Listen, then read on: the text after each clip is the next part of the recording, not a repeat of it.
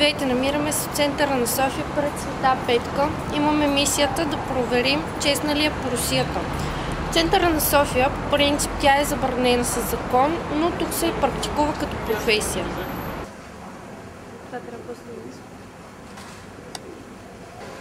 Ваше ли детенце? Да. Как се казва? Гена. Гена!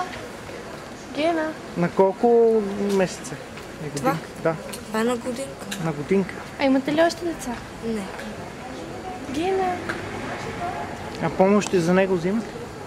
Да, 35 лева. Ама не са достатъчно. Може ли да се издържа дете с 35 лева? Не.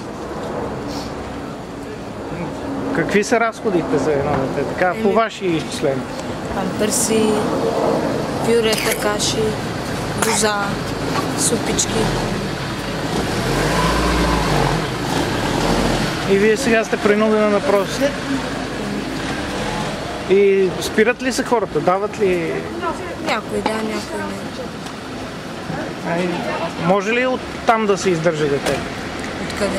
От просията. Мисля, че повече от просията, отколкото детските. Повече от просията? Проси, отколкото от държавата. Да. А какъв е вашия коментар за помощта на държавата? Нямам коментар. Колко трябва да бъде според вас помощта за дете? Повече. Каква сума ви удовлетворява за месец? За детето? Да. Тя на деня да е 20. На ден по 20. Да, памперса е 60 стинки на бройка. И това ви е единствено дете? Да. Мислите ли да имате друго? Не. Защо? Трудно се гледа. Вие сте без работа, предполагам. А вие на колко години сте? 19. И аз също. Ама имам само 50 стотинки. А ти пушиш ли? А ще ми купиш ли? А защо искаш и цигара? Исках цигара. Ще ми купите ли? Влезте си. Цигара ли? Ами аз имам само толкова. Много ми благодаря ви. За първи път между другото ми кацат. Ама те така се опитомиха покрай мене да ви кажат, че... И се бият? Да, само като си подадете ръката и те се качат. Ето, и на главата ми се качи. Аз много ги обичам, не знам. Аз поначало обичам животни, но гълъби за първи път храна. И те така се превързаха. Значи за вас съм чела във Фейсбук. Да. От колко време ги храните? Ами от Коледа миналата година. И всеки ден сте тук? Всеки ден, когато вали, идвам само да ги нахрана, защото живея тук близко и си отивам.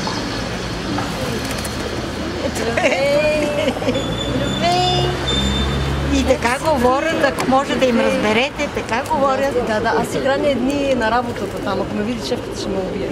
Аз така от 12 години в халите. Ама мен ми се караше шефа, аз ги храних. Моята приятелка почна да ги храни, тя почина милата ми къс. Но това са ангелчета, да ви кажа. Така ми казва свещеник. Дело, да. И си ги храниме там и колегата и той също купува хляб. Аз по 15 кг шито на седмица им купувам, обаче от подуене по 50 стотинки. Да. И хляб отделно по 2 хляба на ден, ама го реже с ножичка, за да... Да, за да може да го изяждат. Да, аз да го кисна във вода, за да им е по-лесно. Аз не искам, че тук и без това се цапа и... Да, ще направи проблем общината. До сега не са ми направили, даже ме похвалиха. Общината. Те си каквото мога, аз ще помагам, ама не винаги се получават нещата. Искате ли да се качат на ръката? Да. Ето, сега ще ми дам жито и те ще ме на ръка. Ето, как да ви го подам, че не мога да... Ето, те се качиха, само видяха житото и готово. Аз също ви желая много, много щастие и най-вече здраве. Еле, избиха се. Боже.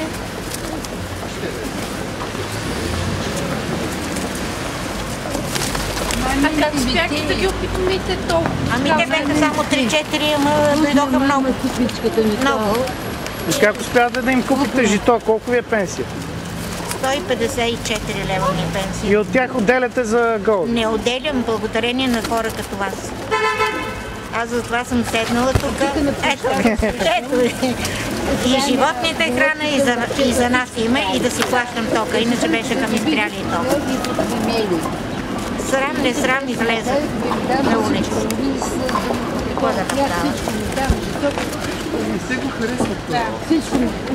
Знаете ли, дават ми да ги гала този беше малко гълъбче и в средата на зимата студено трепери и аз го мушнах тук, като котенце и седеше и сега той не дава никой друг да се качи тук, като е той. Ето, почва да ги бие. Не дава. Почва да бие и да всичките. Те се бият, кой да се качи. Взехме малко интервюта, за съжаление, защото простите хора не искат да дават такива, но изводът, до който стигнахме, е един. Държавата ги е докарала до това положение.